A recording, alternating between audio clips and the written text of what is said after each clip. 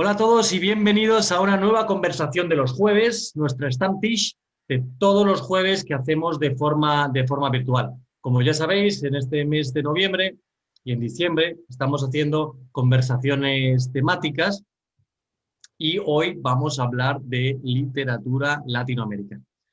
Pero antes de hablar de literatura latinoamericana y de presentar a nuestra invitada de hoy, bueno, pues me gustaría comentarles lo que muchos de vosotros ya sabéis, porque siempre digo, están todos en silencio en esta sala. Eh, si queréis hacer algún tipo de pregunta, hay una especie de mano virtual a la derecha que si tocáis podéis hacer una pregunta a nuestra invitada y si no me hacéis un pequeño gesto y ya os doy la palabra. Además, este vídeo estamos retransmitiendo en vivo en nuestro canal de Facebook y mañana saldrá ya editado en nuestro canal de YouTube para que lo podáis ver.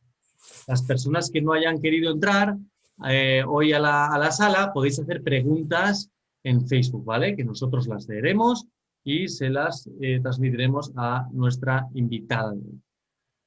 Además, en YouTube mañana podéis ver el vídeo, podéis regular la velocidad por si hablamos demasiado rápido, que es bastante probable conociendo. Además de eso, me gustaría comentaros que nuestra oferta virtual sigue adelante y muy pronto, además, sigue adelante. El sábado organizamos el primer mercadillo de Navidad virtual en Graz. En Graz o en donde estén, porque lo van a poder ver desde todas formas, desde todas partes. ¿Y dónde lo van a poder ver? Lo van a poder ver desde nuestro canal de YouTube del Instituto Iberoamericano y también desde el canal de Facebook del Instituto Iberoamericano. Es un programa, es un mercado de Navidad completamente online, con música, con personas que están haciendo galletas, con profesionales, también cocineros que van a cocinar, que también se va a poder pedir esa comida. Vamos a tener un stand de Glühwein, vamos a tener, no sé cómo se dice Glühwein en español, vino caliente, me imagino, y después también música en directo, diferentes cosas. O sea, no se lo pierdan en la página del instituto, que ahora mismo les voy a compartir rápidamente, lo pueden ver.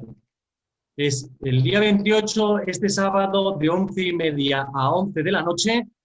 Nos apoyan muchísimas instituciones, como pueden ver. Aquí tienen los links para verlo en directo y aquí tienen nuestro programa con un concierto de guitarra, con recetas, con un mercado latinoamericano por la noche, con un mercado austriaco, más música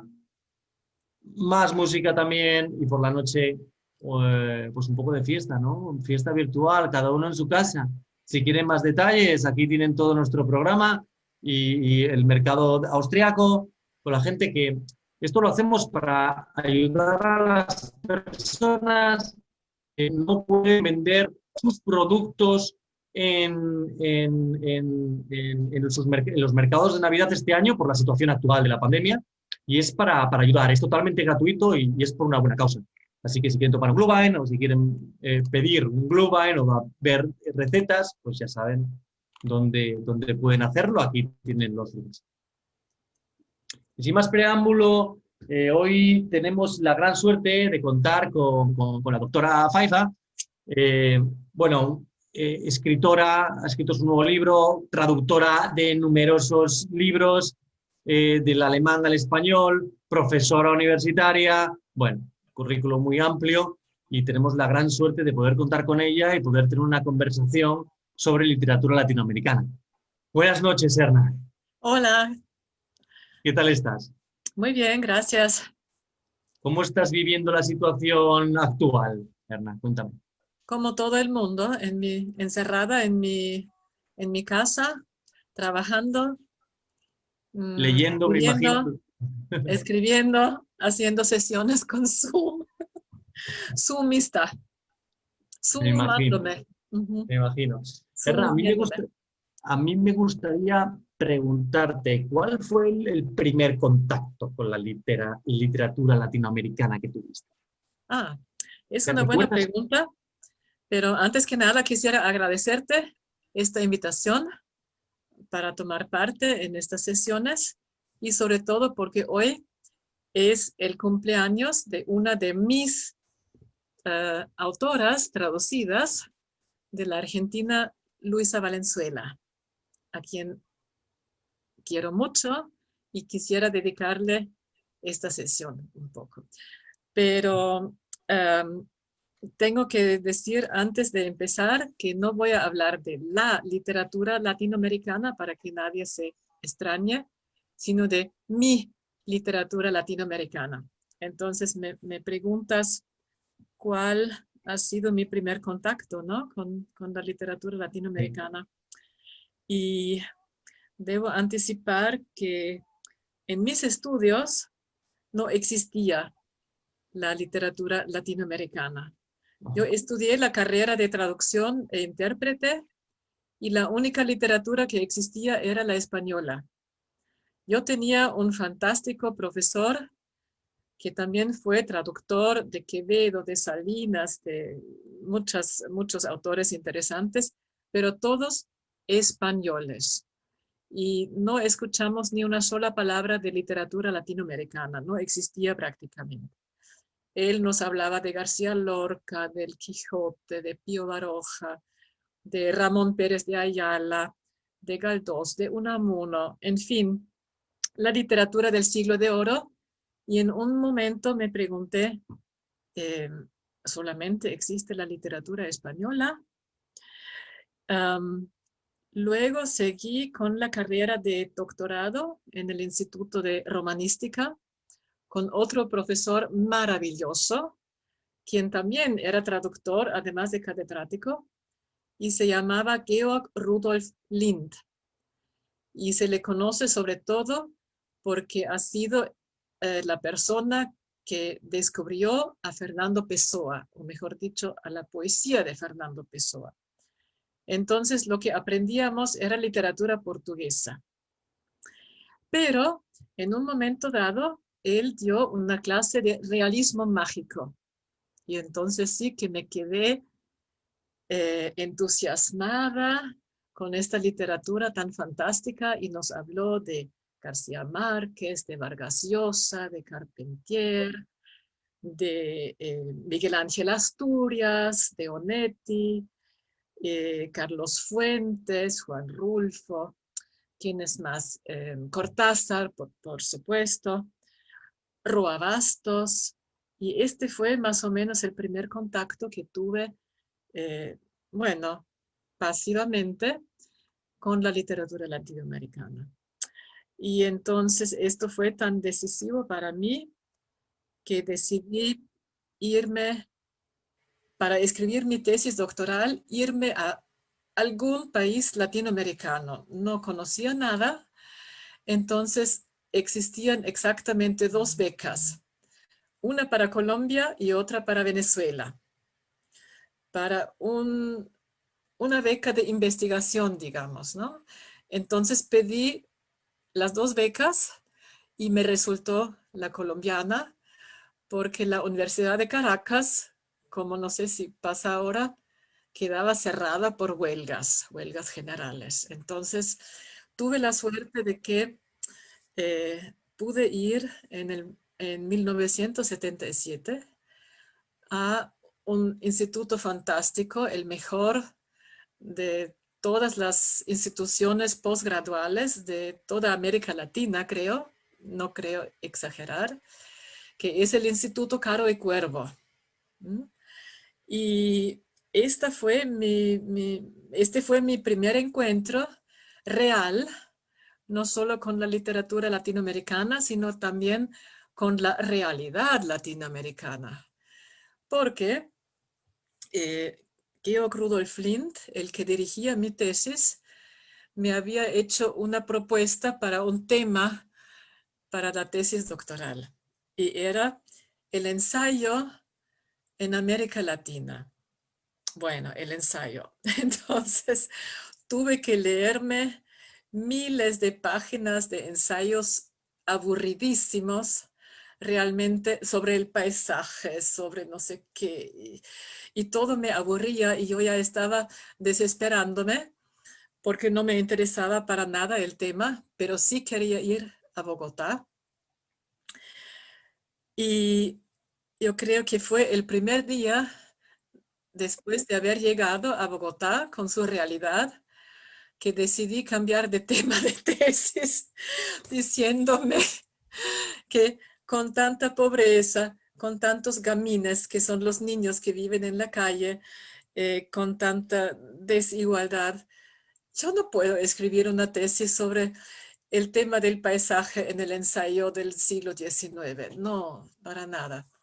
Entonces le escribí una carta diciendo, estimado profesor, llevo una semana en Bogotá y he decidido cambiar de tema y voy a escribir sobre la novela de la violencia en Colombia.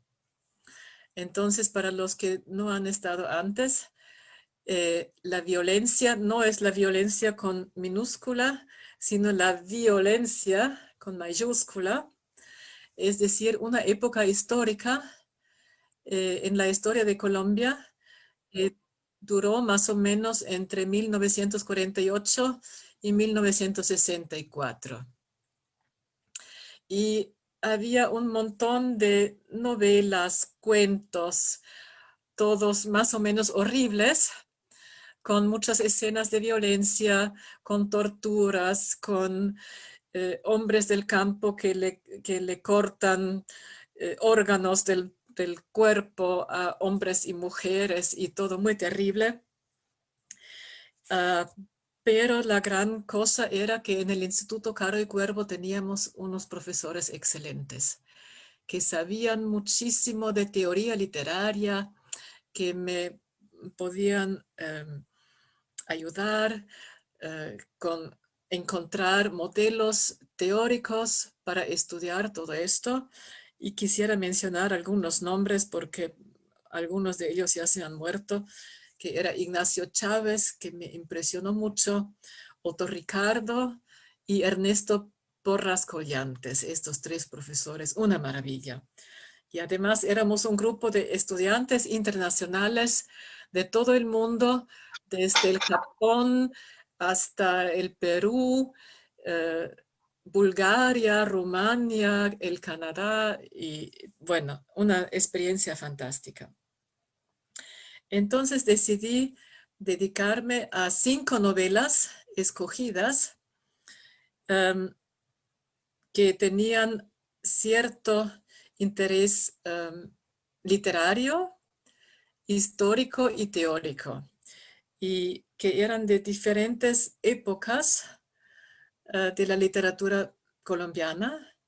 La primera de los años 50, de Eduardo Caballero Calderón, El Cristo de espaldas.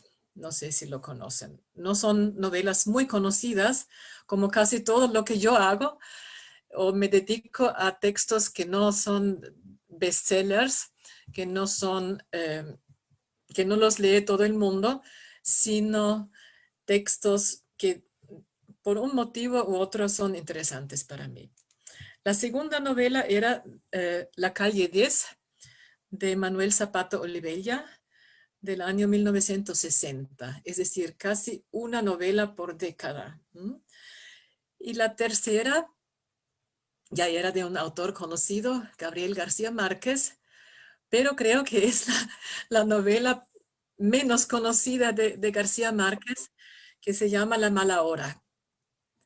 No sé si la habrán leído, es de 1962, creo, y también ha sido filmada, hay una serie de televisión, pero no es una de sus mejores novelas, sino una de las que tienen que ver con el tema. Y luego otra novela de Manuel Mejía Vallejo, que también me interesó mucho, que se llamaba El día señalado, de 1963. Y por último, ya de los años 70, porque yo estuve en el 77, entonces esta novela era más o menos reciente, de Clemente Airó, un español radicado en Bogotá, y el título era El campo y el fuego, 1972. Y les puedo mostrar lo que resultó de esta experiencia que fue mi tesis doctoral, publicada en Peter Lang en 1984. Se llama Literarische Struktur und Realitätsbezug im kolumbianischen Violencia-Roman. Y claro, la gente pasaba a llamarme la de la violencia, porque parecía que no me dedicaba a otra cosa que a cosas muy terribles, eventos históricos muy terribles, porque realmente hubo unos 250,000 muertos en aquella época. Ha sido una cosa de terror.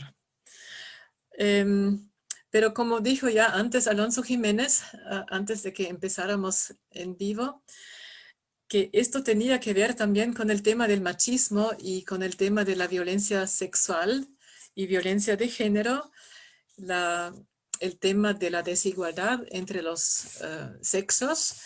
Y entonces en algún momento me pregunté, porque como se habrán dado cuenta, todos estos autores han sido hombres, ¿no?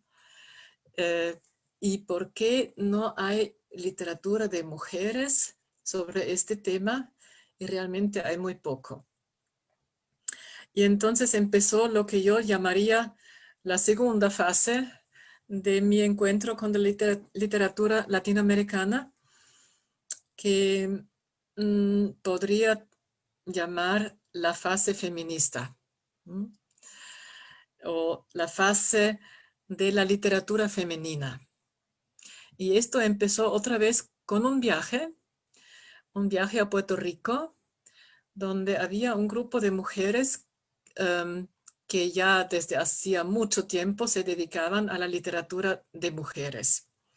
Y esto fue 10 años después, en 1987, en el segundo Congreso de Creación Femenina, se llamaba el Congreso, en San Juan de Puerto Rico.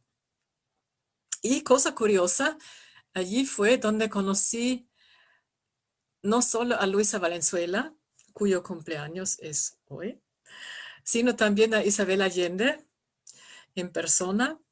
Y fue como una revelación, ¿no? Fue una impresión muy fuerte.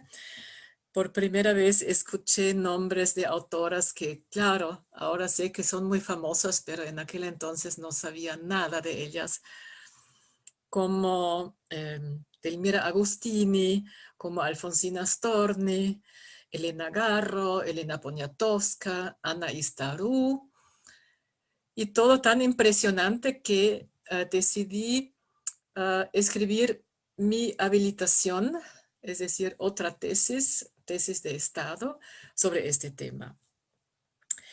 Y como pasa muchas veces, otra vez fue una beca de investigación, pero esta vez a México. Obtuve una beca para un programa fantástico que era el PIEM, Programa Internacional de Estudios de la Mujer, que en Austria todavía no existían los estudios de género o los estudios de la mujer, en el famoso Colegio de México. Y allí me quedé 2 meses y conocí a muchísimas escritoras mexicanas, poetas, cuentistas, novelistas, y al mismo tiempo tomaba cursos con investigadoras fabulosas, como son Elena Urrutia, Ana Rosa Domenella, Gloria Prado, ¿quién más? Luz Helena Gutiérrez. En fin, me dieron unas clases de teoría feminista que me servía de mucho para enfocar bien el tema de la literatura de mujeres. Y lo más interesante de todo esto fue que pude hacer muchas entrevistas a escritoras mexicanas, y de esto al final resultó otro libro mío que les voy a mostrar, que se llama exactamente así: Entrevistas, 10 escritoras mexicanas desde bastidores. Y puedo darle la vuelta para que vean qué escritoras figuraban. Algunas de ellas ya se han muerto, pero eran autoras muy interesantes y fue una experiencia fabulosa de entrar en contacto con ellas. Y bueno, 3 años después, con la experiencia de las entrevistas, empecé a publicar otro libro de entrevistas, pero esta vez no me concentré tanto en las mexicanas, sino que también incluí a autoras de otros países. Les voy a mostrar ¿se ve bien? No.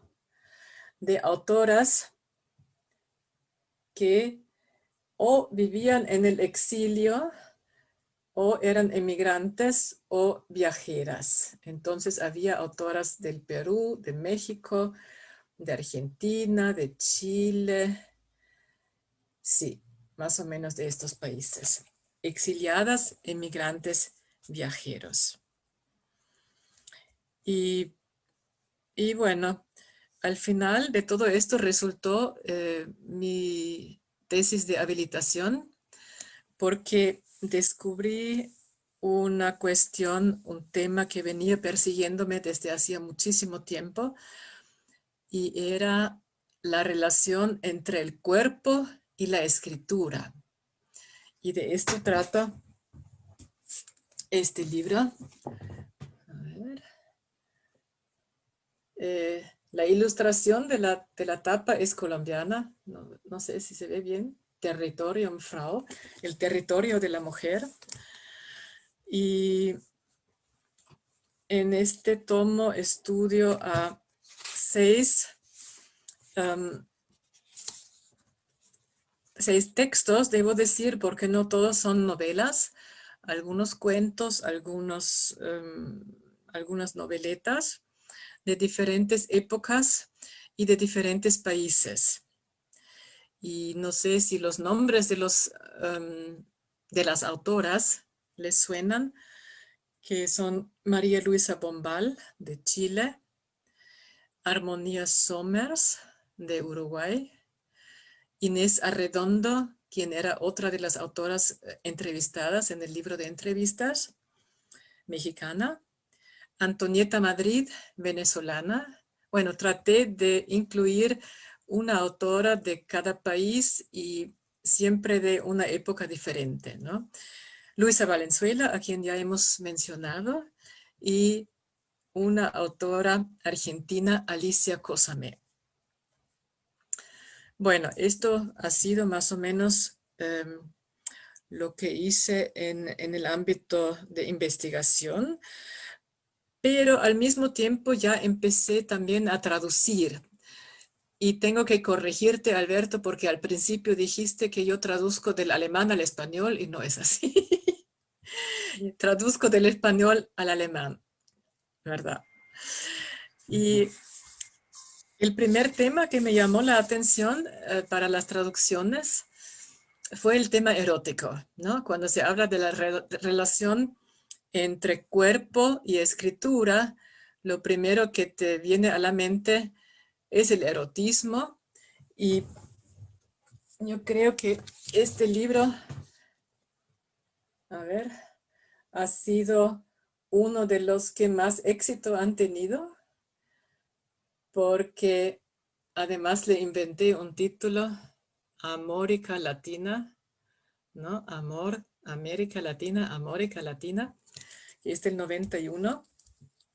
Y en este libro pude reunir textos de 27 autoras diferentes de diferentes países, entre poesía, cuentos, fragmentos de novela, bueno.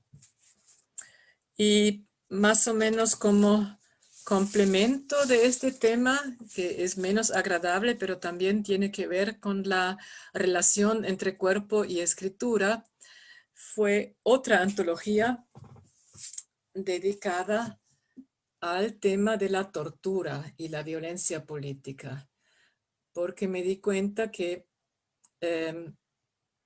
muchas de las autoras del primer tomo también habían escrito sobre violencia sexual, sobre tortura, sobre violencia política, las dictaduras, por supuesto, y también ha sido una experiencia para mí un poco difícil, porque precisamente cuando estaba traduciendo los últimos textos, no era corona, pero tuve una enfermedad bastante grave. Yo misma estaba en unidad intensiva y entonces me sentía un poco como en la mesa de tortura.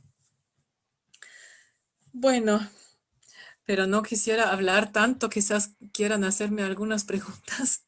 Es lo que quería comentar. Muchísimas gracias. Súper interesante, Ana. Vamos a dar un poco la palabra a nuestros invitados, las personas que están hoy aquí con nosotros Claro. en nuestra charla. Vamos a empezar como siempre, por nuestro presidente, Alonso Jiménez, que está aquí.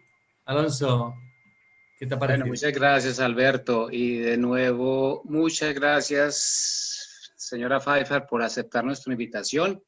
Y ahora quiero hacer algo muy especial. Yo creo que es una primicia y la señora Pfeiffer ya sabe de qué se trata. Felicitaciones. Ha recibido hoy el Premio Nacional Austriaco de Traducción de Literatura por el Estado austriaco. Muchas gracias. Sí. Muchas felicidades. Staatssekretärin Maja gratuliert Ivanova und Eva Pfeiffer zu österreichischen Staatspreis für literarische Übersetzung 2020.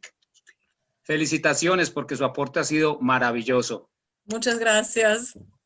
Ha sido una gran sorpresa, sí. Ha sido algo muy merecido y de todas maneras, sobre todo que ahora con los aportes que nos acaba de contar, de verdad que también se ha sido muy trascendental en entender la literatura latinoamericana en este medio, en esta región y en estos países. Me llama la atención también, sobre todo, que usted se ha encargado se ha dedicado realmente haber trabajado con el Instituto Caro y Cuervo, porque pues, para los que no conocen, el instituto es un instituto de mucha tradición en Colombia. Es muy antiguo, incluso fue fundado por un expresidente del siglo XIX en Colombia, y es un instituto que se dedicó realmente simplemente a la investigación, a la filología, a la literatura de la lengua española en Colombia. O sea que es un instituto que ha tenido o ha marcado mucho el desarrollo de no solamente la lengua, sino la literatura latinoamericana en la región. Y ha sido de gran aporte de todas maneras para la lengua española. Me llama la atención, señora Pfeiffer, de que después de todo usted se dio cuenta de que, como dijo, no quería hablar de paisajes, quería hablar más un poco de la realidad. Sí. Estamos hablando de que usted llegó en el año 70. Colombia ha cambiado mucho, y para bien o para mal, pero han sido muchos los cambios que se han hecho desde esa época. Cuando usted decidió pues hablar un poco más acerca de las nuevas novelas y de los nuevos movimientos que se presentaban en Colombia, ¿eso fue una atracción, pues un interés personal, o tuvo contacto realmente con otros grupos o con otras personas que le hicieron caer en cuenta o despertar en estos temas? ¿Llegó con el interés personal exactamente a Colombia por estos aspectos, o si tuvo realmente contactos con otros grupos que le pueden hacer caer en cuenta de que habían otras cosas para relatar y contar en el país? Es únicamente cuando yo llegué a Bogotá, todo esto lo vi en la calle, ¿no? Veía la pobreza, veía la desigualdad, veía a los niños durmiendo en la calle, y me dije, no, yo tengo que escribir algo sobre la realidad de este país, y encontré algunas publicaciones muy buenas.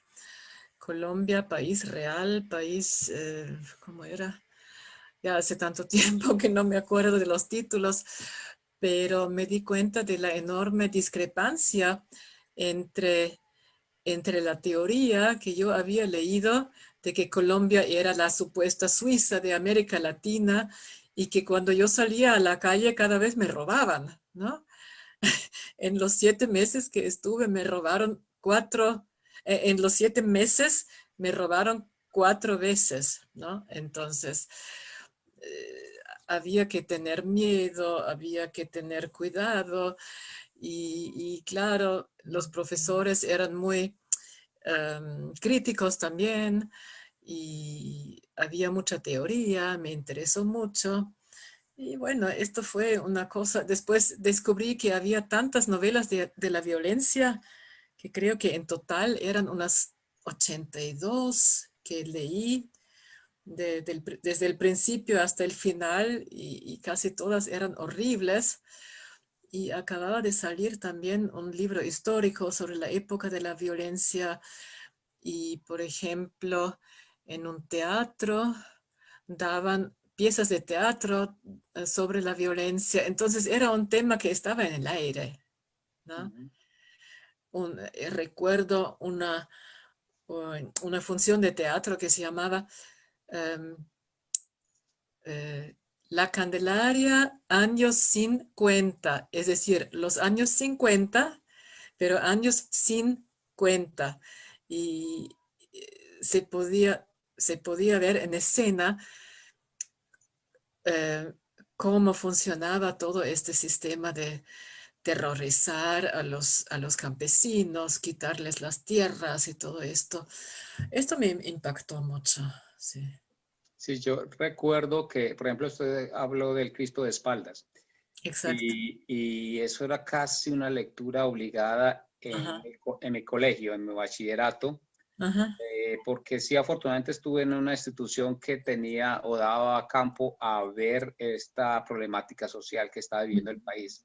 ujú, Cristo de espaldas, el cóndor no se entierran todos los exacto. días, la Ujú, mala hora, ujú, eran realmente nos ponían el reto de reconocer un poco la realidad del país a través de la novela y ujú. eran los vestigios desde que venía de Colombia del 68 para que la gente tuviese un poco más de conciencia social, porque antes era una cuestión más de, pues, Sí, por decir, la gente tenía, realmente manejaba su política de acuerdo como a la simpatía que tenían por cierto movimiento, pero no tenía mucha conciencia social. Y ujú, esto fue muy importante. Me gusta que ustedes hayan mencionado estos libros porque realmente marcaron mucho a mi generación. ujú.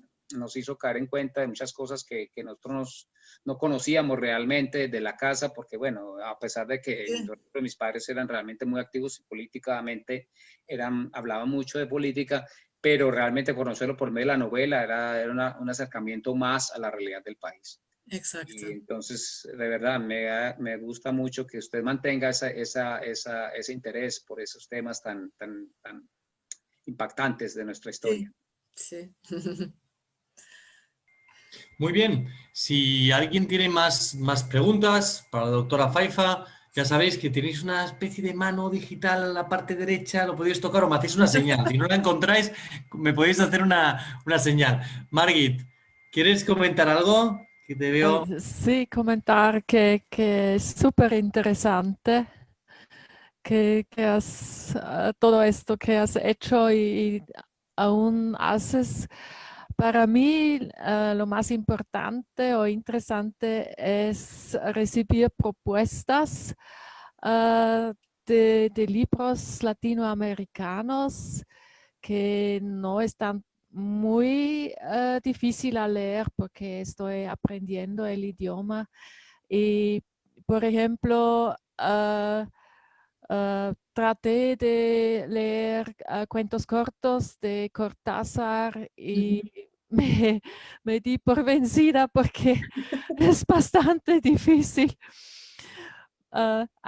Cuando aprendes un idioma, realizas grandes diferencias en Claro. cómo habla o cómo escribe un autor.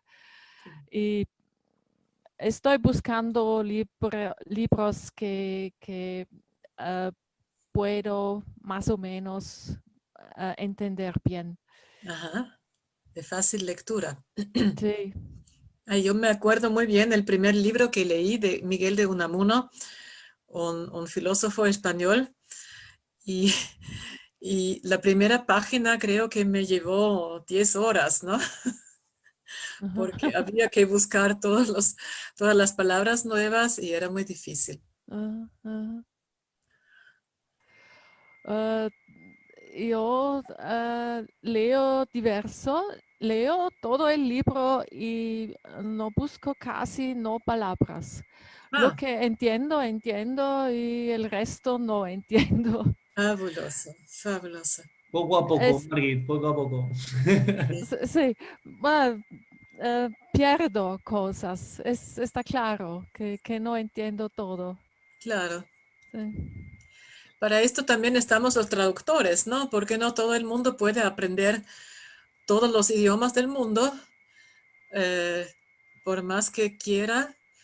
Entonces también estamos para esto. Y por ejemplo, en las ediciones bilingües es también una posibilidad. Te voy a enseñar, por ejemplo, un libro, a ver, aquí traigo tantos, de un escritor ecuatoriano que traduje Ujú. y que él mismo me dijo que incluso para sus propios estudiantes ecuatorianos había muchas cosas difíciles de entender y entonces todo esto se hace en edición bilingüe y entonces en una página tienes el texto en español y en la otra Ujú, página ujú. tienes el texto Son en poemas, ¿no? son poemas, Sí. pero son, digamos, poemas narrativos Ujú, que cuentan un poco de la historia de América Latina, de historia colonial y de historia indígena, de historia del siglo XIX,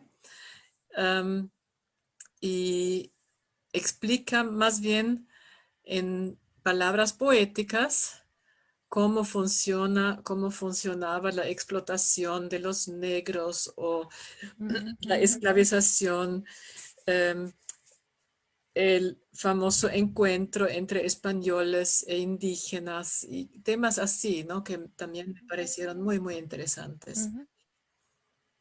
Y es otro ejemplo de un encuentro casual porque el autor, eh, Pedro Reino, fue compañero de estudios en el Instituto Caro y Cuervo. Bueno, ujú.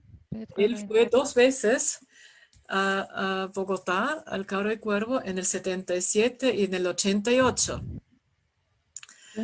Y entonces fuimos compañeros de colegio Ah, mm, y en un momento dado volví a encontrarlo por internet, ¿no? Muchísimos años después. Y al mismo tiempo en el Instituto de Romanística en Graz teníamos un profesor especialista en literatura ecuatoriana, que casi no se conoce, ¿no? Es un país que si tú le preguntas a un especialista de literatura latinoamericana, ¿qué autores ecuatorianos conoces? Eh, bueno, probablemente saldrá con Huasipungo, ¿no? Con Jorge Icaza, pero casi nada más. ujú. Y este profesor visitante, Klaus Semsch, empezó a editar una serie de literatura y cultura ecuatoriana en una editorial muy buena, Peter Lang, ¿no? Es esta la editorial. Ujú, Entonces fueron dos casualidades de conocer al autor, de conocer al editor de la serie, de la ujú. colección y bueno, una Bueno, experiencia muy grata de traducción.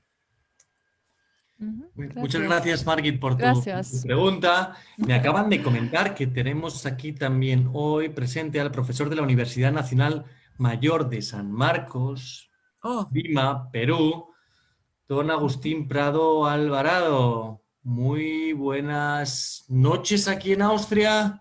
Allí, tardes, me Buenas imagino. tardes, sí, buenas tardes. Disculpen, estaba en etapa de Bienvenido. almuerzo. Muchas gracias. Gracias a Ligia por la invitación. Acá escuchando y aprendiendo, por supuesto, de esta conversación Ya le, muy interesante. He visto que ha hecho una serie de comentarios en el chat primero respecto al instituto, ¿no? El Caro y Cuervo, y también referente a la novela El Cristo de espaldas, ¿no?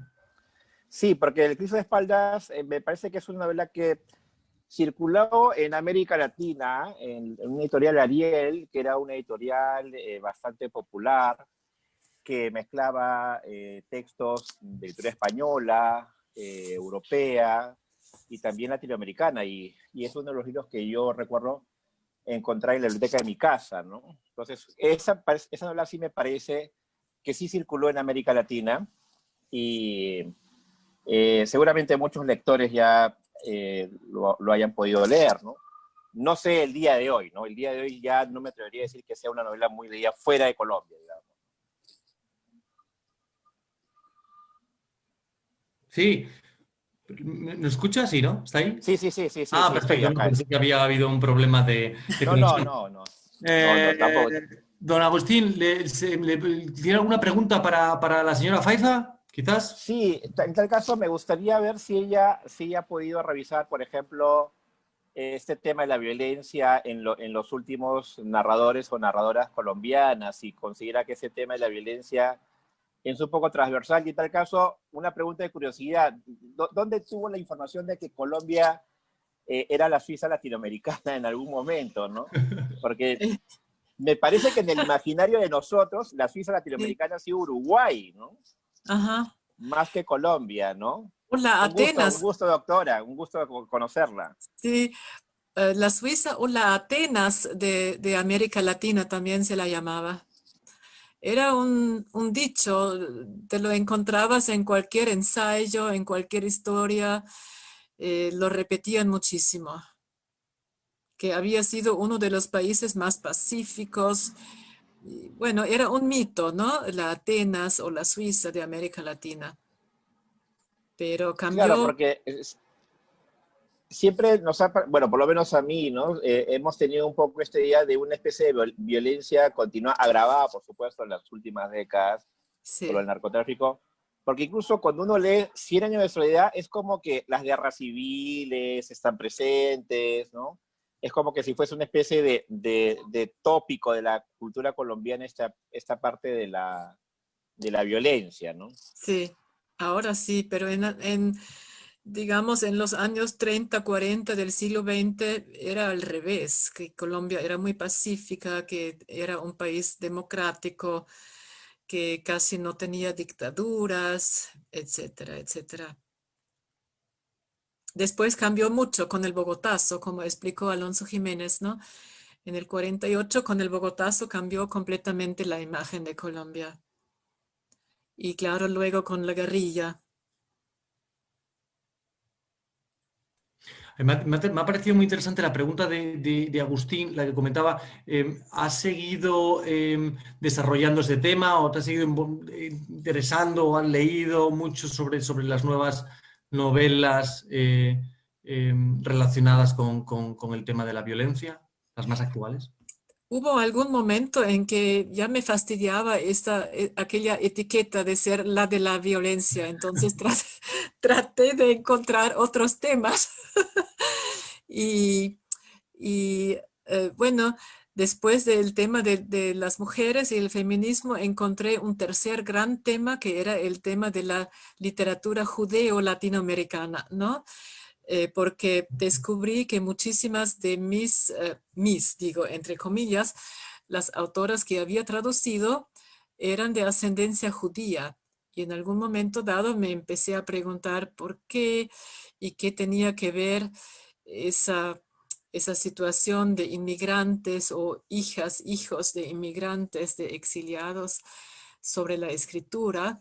Y esto fue uno de los últimos temas a los que me he dedicado con más intensidad. Si quieren, puedo mostrarles los libros. Por favor. A ver. Y ya saben los demás, si tienen alguna pregunta, mano digital, o levanta la mano o me lo comentan. Por favor. Ya ven por la tapa, ¿no?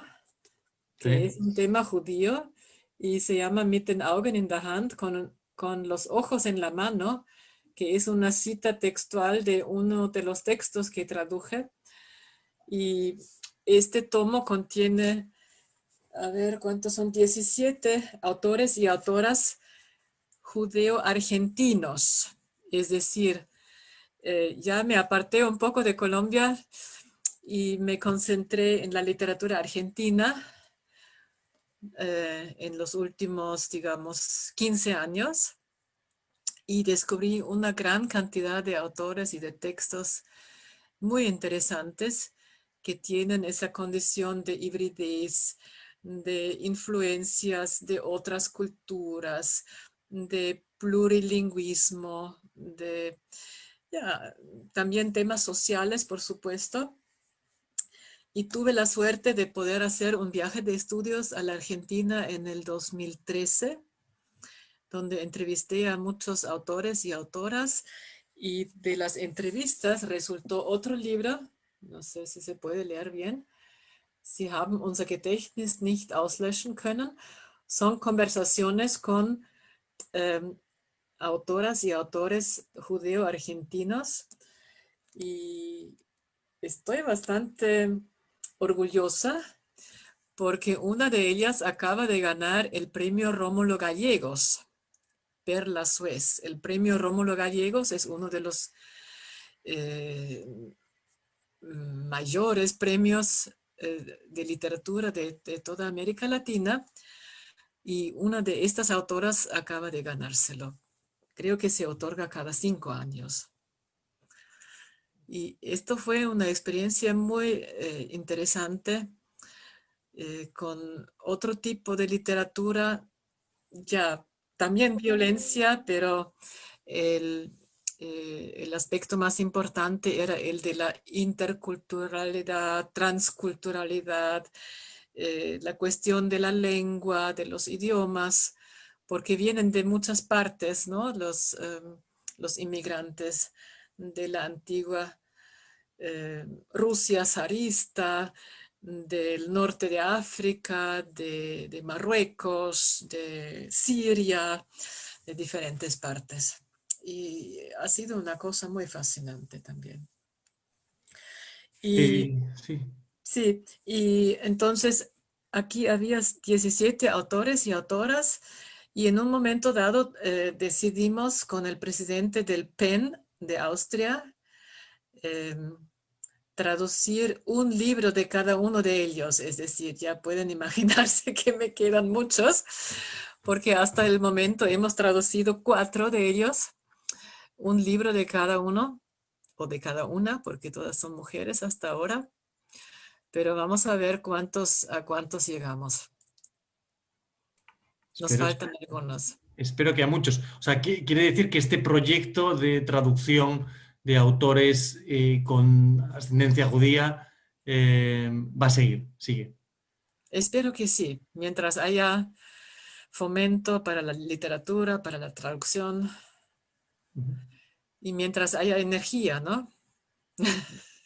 Por supuesto. Tenemos una pregunta. Elena García de Miguel nos quiere hacer una pregunta. Elena, muy buenas. No se te oye. Ahora, perdón. Alberto, Elena de Miguel García, que siempre Elena, dices mal mi sí, nombre. siempre te lo digo al revés, siempre lo digo al revés. Que me parece súper interesante la charla de hoy. Muchísimas gracias. Y yo soy la profesora de Margit y de algunos otros estudiantes que estaban antes aquí. Y ellos están conmigo, yo soy de España y siempre cargan con mis recomendaciones españolas, porque yo de literatura latinoamericana pues sé los básicos, los más importantes y lo que estudiamos en el colegio. Y yo creo que por eso Margit ha preguntado si podrías recomendarnos algún autor que sea de fácil acceso aquí en Austria, porque ese también es mi problema. A veces yo recomiendo algo y luego no lo encontramos. Ajá. Porque aquí no se ha publicado, cosas así. Ese es uno, pero claro, ellos los pobres, pues lo que yo recomiendo que es demasiado básico quizás. Entonces, si usted pudiera recomendar algo un poquito más. Difícil, porque lo que yo traduzco a veces es tan difícil. Claro. Porque ayer anoche estuve viendo algunos textos para quizás leer un trocito de texto y me di cuenta que no, los textos a veces son tan complejos, porque son los que a mí me interesan, son los textos complejos, ¿no? Y claro, uno puede leer a Isabel Allende, que quizás sea fácil, pero no sé, para un principiante también será No, no. difícil. A ver, son de nivel alto y ellos ya leen a Isabel Allende si lo leen, ¿eh? Ajá. Margita últimamente ha leído 2 o 3 libros, casi más que yo, la verdad. Y también y a Laura Esquivel, por ejemplo, leen. Sí, Y ahora yo, también con la edad, te vuelves un poquito más feminista y a mí también me interesan mucho más las mujeres escritoras que los hombres. Entonces, pero ujú. claro, yo sé las básicas y era ver si podría decirnos un par de nombres o algo para que ellos lo hagan en clase. Pero ellos leen muy bien. A lo mejor no hablan tan bien, no hemos llegado a tanto, pero leen de maravilla. Ah, ya. Pues no sé si se conseguirán los textos aquí, pero creo que, por ejemplo, los textos de Perla Suez son bastante fáciles de leer, porque ella al mismo tiempo es también autora de libros infantiles y juveniles, y entonces tampoco en los libros para adultos a mí tampoco me parece demasiado difícil. Genial. Muchísimas gracias. Y otra de mis autoras que tiene un apellido difícil para los hispanohablantes porque es judío y se llama Susana Schwarz. Le voy a enseñar. A ver.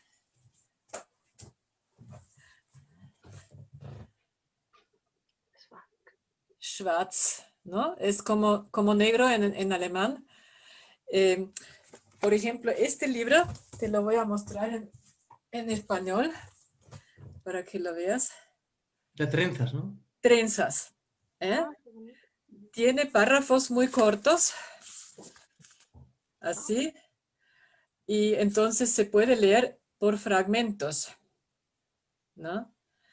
Porque los párrafos son muy cortos y el vocabulario es más o menos básico, pero el argumento, la trama, es muy difícil, que yo todavía no la entiendo, porque trata de un abuso sexual y todo es muy misterioso porque, claro, de estas cosas no se habla ni se escribe. Y por esto todo queda entre líneas, ¿no? Lo no dicho. Y creo encima que es la última novela, ¿no? Que has traducido, ¿puede ser? Exacto, sí. Susana Schwarz estuvo en Graz el año pasado. Estabas también, Alberto, ¿no? Sí, sí, sí, me acuerdo por eso. No Por sé eso. si estuvo Alonso Jiménez. No, Creo cuando que no, vino creo que no Susana Schwarz, estuvo. creo que no. Sí, sí, vino a Graz y estuvo leyendo en el Instituto de Romanística, Ajá, ¿no? Un poco sus textos, ¿no? Y fue muy sí, interesante, la verdad. sí, sí. Bien, ¿alguien tiene alguna pregunta más? No sé si Ingrid, Christoph, Marion. Don Hola, Christoph, Alonso. que está aquí, nuestro vicepresidente del instituto, don Christoph Korb. Muy buenas. Oh, Hola, hola, muy buenas. Bueno, pues a mí no me queda, bueno, hoy voy un poco mal con la técnica, estoy con mi móvil porque no funciona, no sé por qué. Ha sido súper interesante y la verdad es que no tengo, estoy escuchando con la boca abierta y claro, ahora se merece su premio, ¿no? Porque vaya, obra, obra de vida, se puede decir, ¿no? Y no para, por lo visto. Y no, es muy interesante y gracias. Y ah, a seguir así, ¿no? Ya. Muy bien, Christoph, muchas gracias. ¿Quién más? No sé si alguien más quiere. Alonso, ahora mismo te paso. Ingrid, no sé si tendrías alguna pregunta. Vale. Alonso, a ver, Alonso. Alonso, por favor. Pues Alonso, ya como saben, es una hora, tenemos una hora. Vamos terminando. Yo creo que si alguien tiene alguna pregunta más que la haga, si no, creo que a Alonso le podemos concluir, ¿no? Yo quería primero saludar al señor Prado Alvarado, gusto conocerlo y realmente pues tenerlo aquí en nuestra ronda porque es muy importante tener a alguien de la universidad más antigua de América, la Universidad de San Marcos. Y quería contarle que acerca de la pregunta esa de cómo Colombia puede ser considerada la Suiza o la Atenas Suramericana. Espera, Alonso, que hemos tenido un pequeño problema con Alonso, que se le ha ido la... Alonso, no te hemos escuchado. ¿Dónde iba? Bueno, Eh, vuelvo a repetir. Bueno, me gusta, ¿verdad?, saludar al señor Prado Alvarado, porque, ¿verdad?, es representante de la Universidad más antigua de América. Me parece un honor tenerlo aquí en nuestra ronda. Muchísimas gracias por sus palabras y agradezco a la profesora Ligia Namucha, que es la que me invitó. No, es que Encantado de de estar verdad, con ustedes. ojalá contáramos con ustedes en las próximas rondas, si es posible. Bueno, encantadísimo, por supuesto que sí. Yo encantado de colaborar con ustedes. Mucho gusto. Claro, estará siempre bienvenido. Sería simplemente decir algo acerca de esta cuestión de que usted preguntaba cómo era posible que Colombia pueda ser considerado Suiza o la Atenas Suramericana. De pronto uno la puede ver por el lado de que pues Uruguay siempre se consideró la Uruguay suramericana por el hecho de que alcanzó un alto nivel social el principio de siglo, y entonces lógicamente pues hablaban del nivel de vida muy alto.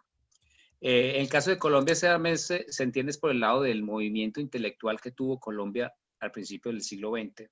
En Colombia hubo realmente un exceso de movimientos culturales de todo tipo, grupos que se fundaron incluso de todo tipo, en teatro, pintura, en escultura, que tuvieron un interés y eran de vanguardia para esa época, para un movimiento que en Sudamérica no se podía considerar lógico de que hubiera gente interesada en hacer tertulias, rondas, grupos de movimientos artísticos, intelectuales, que daban, pues, si tuvieron, que de pronto dentro de la historia colombiana tuvieron su trayectoria, de pronto en Sudamérica no se sintieron tanto, no se conocían tanto, porque los medios de comunicación en ese tiempo no dan para tanto. Incluso hay muchos movimientos que eran prohibidos, o eran contradictorios, eran reaccionarios.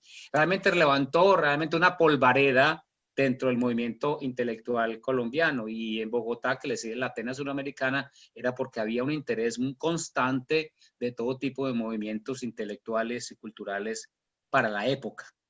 Por eso es que era, por lo menos se consideraba, no por la parte social ni por el estado económico del país, sino por el interés muy grande, y en muchas regiones colombianas, no hablo solamente de Bogotá, sino de otras regiones del país, que eso era realmente algo atípico para la situación suramericana, intelectual suramericana de principios del siglo XX. Eso más o menos sí podría darle la aclaración acerca de ese término de considerar en ese tiempo la Atenas suramericana o el país como en ese tiempo. Era realmente algo, era extraordinario un poco en ese sentido. Hay mucha literatura acerca sobre ese tipo de movimientos intelectuales de Colombia al principio del siglo XX, y que influyó mucho ahora en la cultura colombiana que se está moviendo todavía en esta época. Sí, le puedo dar ese comentario. Sí, gracias. Realmente ha sido valioso estos datos que me está proporcionando, o a todos realmente. Bueno, pues vamos a ir terminando. Si ya hay alguna pregunta más, pues para hacerla a la doctora Pfeiffer, pues se lo hacemos. Si no, pues vamos a ir terminando porque ya se nos acaba el tiempo. Todo lo bueno se acaba. No Así sé, es. ¿alguien quiere hacer alguna pregunta más? Nada más, pues Erna, muchísimas gracias por todo. Muchísimas felicidades por todos los premios, porque sé que ha habido más de uno en el último tiempo. Y bueno, pues nos encantaría. Hay una cosa que igual se nos ha olvidado, que no, igual no, se nos ha olvidado, que me gustaría también comentar. No tiene que ver con la literatura latinoamericana, pero Erna Pfeiffer ha sacado su primera novela, que no sé si la tienes por ahí, Erna, y nos la puedes mostrar. Ha salido hace poco. ¿Cuándo ha salido? Me hiciste buscarla en el sótano porque ahí la tenía guardada. Se llama Eine Widerrede y bueno, es un texto que escribí hace muchos años y que revisé ahora, y por primera vez me atreví a publicar algo mío porque tiene un poco un contenido autobiográfico, o sea, de la familia, de la historia de la familia, pero en forma ficcional. Y entonces, mientras todavía vivían algunos de los protagonistas, no me atreví a publicarla porque había gente que decía, ay, si tu mamá lo lee, si tu papá lo lee, si tu primo lo lee, podrían reconocerse en algunas de las historias, ¿no? Entonces, pero ahora ya todos los protagonistas están muertos y puedo contar sus historias.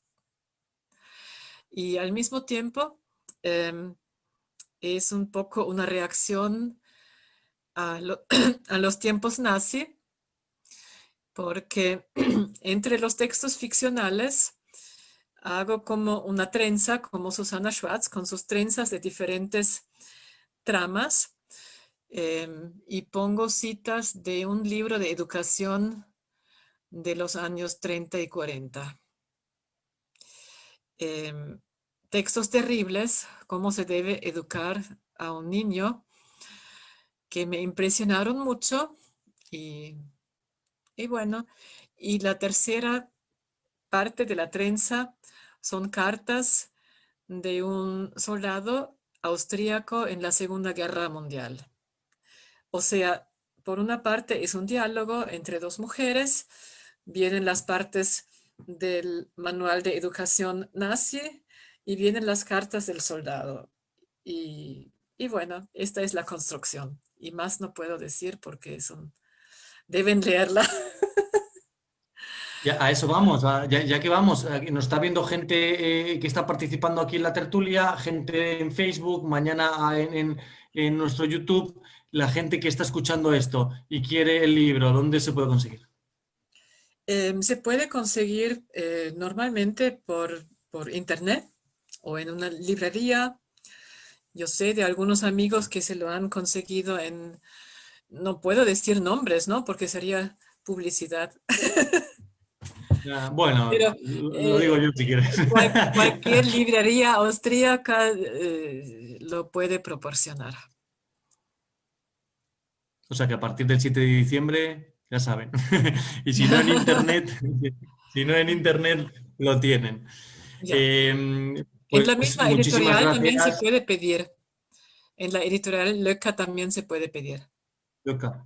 Ok, Löcker, ok. Viena. Perfecto.